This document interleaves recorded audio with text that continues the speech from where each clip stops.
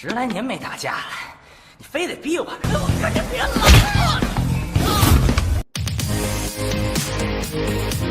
Halo, what's up bro? Gimana kabarnya hari ini? Semoga selalu sehat dan dimudahkan jodohnya.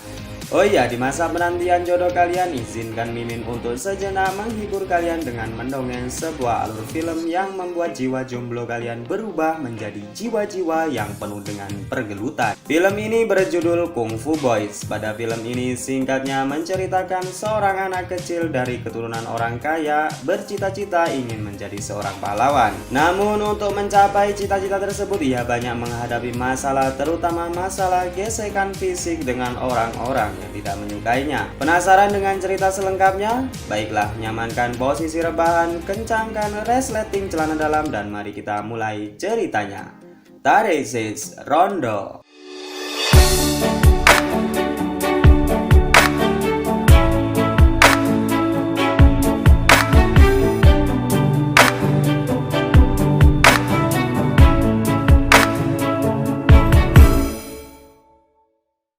Cerita akan terfokus pada seorang bocah laki-laki yang bernama Li Qinan atau sering dipanggil dengan Liu. Liu adalah seorang bocil yang berasal dari Cina, namun ia dan keluarganya sudah lama tinggal di Amerika. Sesuai dengan tempat asalnya yaitu Cina, ia memiliki bakat dan talenta kungfu sejak kecil. Maka dari itu ia bercita-cita menjadi seorang pahlawan. Namun, Liu juga memiliki sisi negatif karena ia terlalu hiperaktif sehingga banyak sekolah di Amerika yang menolaknya untuk menjadi murid. Oleh karena itu, orang tua Liu kemudian memindahkan Liu untuk sekolah di negara asalnya, yaitu Cina. Singkat cerita, Liu kemudian berangkat ke Cina menggunakan pesawat terbang. Di sana, Liu akan tinggal bersama dengan pamannya yang bernama Yuan. Setelah sampai di Cina, Liu kemudian menunggu jemputan dari pamannya di bandara. Di saat itu, Yuan juga dalam perjalanan ke bandara untuk menjemput Liu sang keponakan. Namun di tengah perjalanan, Yuan mengalami kesialan di mana mobil Yuan harus mogok. Kita beralih ke bandara di mana seorang cewek cantik membawa sebuah koper mengalami insiden penjamretan. Seketika orang yang mengambil koper wanita tersebut lari dan kabur dari sana.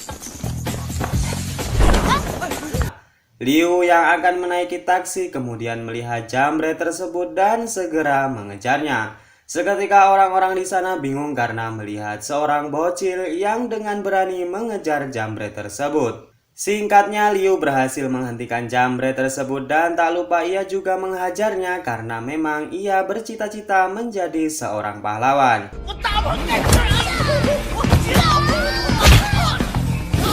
Dan hasilnya jambret tersebut babak belur dan Liu berhasil mengambil barang yang dirampas tersebut. Dan ternyata dari koper itu adalah kelinci. Di posisi yang sama, Yuan yang sudah datang di bandara sangat dibingungkan karena ia tidak melihat Liu sang keponakan. Karena Liu sekarang sudah menaiki taksi dan membawa serta kelinci dikarenakan ia tidak tahu siapa pemiliknya. Sementara itu hingga larut malam tiba, Yuan masih di bandara karena merasa bersalah terlambat untuk menjemput keponakannya. Dan karena sudah lama menunggu, Yuan kemudian memutuskan untuk pulang saja. Sesampainya di rumah, ia terkejut dengan pintu rumah dalam keadaan terbuka. Dan setelah memeriksa ke dalam rumah, ternyata Liu sudah berada di situ sejak tadi. Keesokan paginya, Liu yang bersiap sekolah dengan diantar pamannya naik motor. Dan kebetulan Yuan adalah salah satu guru di sekolah tersebut. Ketika akan masuk kelas, Yuan dan Liu bertemu dengan seorang guru cantik yang bernama Ran. Singkatnya, Ran adalah gadis pujaan hati Yuan selama ini. Namun ia hanya bisa mengagumi tanpa berani untuk mengungkapkan perasaannya. Singkatnya, setelah selesai sekolah, Liu kemudian dicegat oleh sekumpulan bocil di sekolah tersebut. Dan mereka juga menantang untuk bertarung dengan Liu di judo tempat mereka latihan taekwondo selama ini. Tentu saja Liu dengan senang hati menerima tantangan tersebut. Sepulang sekolah, Liu kemudian mendatangi judo yang dimaksud dengan sendirian. Dan Liu kemudian melawan ketua bocil tersebut. Setelah melakukan serangkaian pukulan, tendangan, sikutan, tangkisan, bantingan, colokan, guntingan, jab atas dan bawah, akhirnya pertarungan dimenangkan oleh Liu.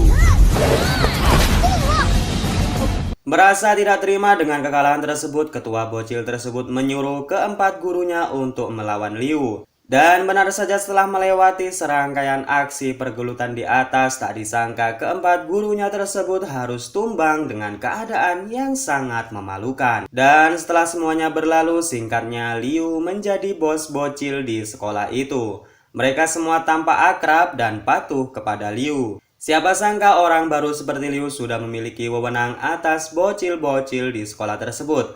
Bahkan para gurunya juga segan untuk berurusan dengan Liu. Hal ini dibuktikan ketika latihan kungfu terdapat seorang guru yang bernama Guru Ma. Ia terlihat sangat sombong dan memaksakan untuk berlatih keras kepada seorang murid wanita. Liu yang melihatnya pun geram karena tindakan tidak sopan yang dilakukan Guru Ma kepada salah satu teman wanitanya. Kemudian karena tidak lagi bisa meredam dengan amarahnya, Liu kemudian menantang Guru Ma agar Baiwan dengannya. Merasa tidak seimbang, Guru Ma kemudian menolak tantangan tersebut. Namun pada akhirnya setelah Liu terus menantangnya, akhirnya ia meladeni tantangan tersebut.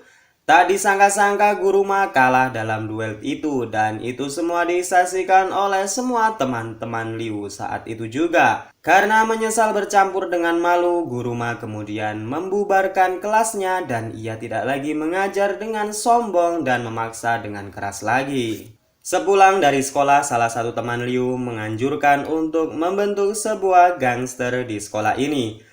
Dan Liu sendiri sebagai ketuanya, dan teman-teman Liu pun mendukung rencana tersebut. Dan akhirnya setelah melewati beberapa rapat dan negosiasi yang alot, mereka kemudian setuju dan membentuk sebuah gangster yang bernama Kung Fu Boys.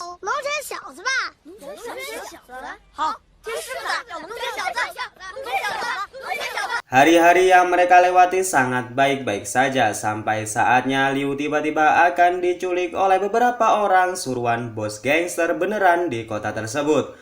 Namun belum saja Liu bisa dibawa orang suruhan bos gangster tersebut, Liu malah berhasil menghajar mereka semua. Tujuan dari itu semua diketahui bahwa bos gangster tersebut menginginkan kelinci yang pernah Liu selamatkan sewaktu di bandara itu. Diketahui kelinci tersebut adalah kelinci langka dan bernilai ekonomis yang sangat tinggi sekali. Di tempat lain terlihat Yuan dan Gururan sudah diikat dan digantung oleh anak buah bos gangster. Mereka kemudian mengancam akan membunuh keduanya jika Liu tidak memberikan kelinci yang dimaksud. Melihat pamannya disandera, Liu kemudian datang ke tempat itu untuk menyelamatkan pamannya dan Gururan. Namun niatnya tersebut terkendala karena banyaknya anak buah bos gangster yang berjaga di tempat itu. Terjadilah aksi Liu melawan everybody, dan karena jumlah mereka terlalu banyak, di samping itu tubuh mereka juga tidak seimbang, akhirnya Liu berhasil ditangkap juga. Liu kemudian diminta untuk menyerahkan kelincinya, namun Liu menolak tersebut. Dan karena hal itu, bos gangster geram dan mengancam akan memotong tali yang mengikat Yuan dan Gururan. Namun ketika akan memotong tali tersebut, terjadilah ledakan yang sangat besar di tempat itu.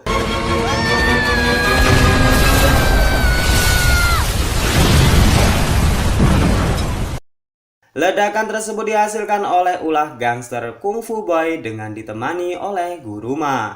Mereka datang untuk membantu Liu dan menyelamatkan mereka.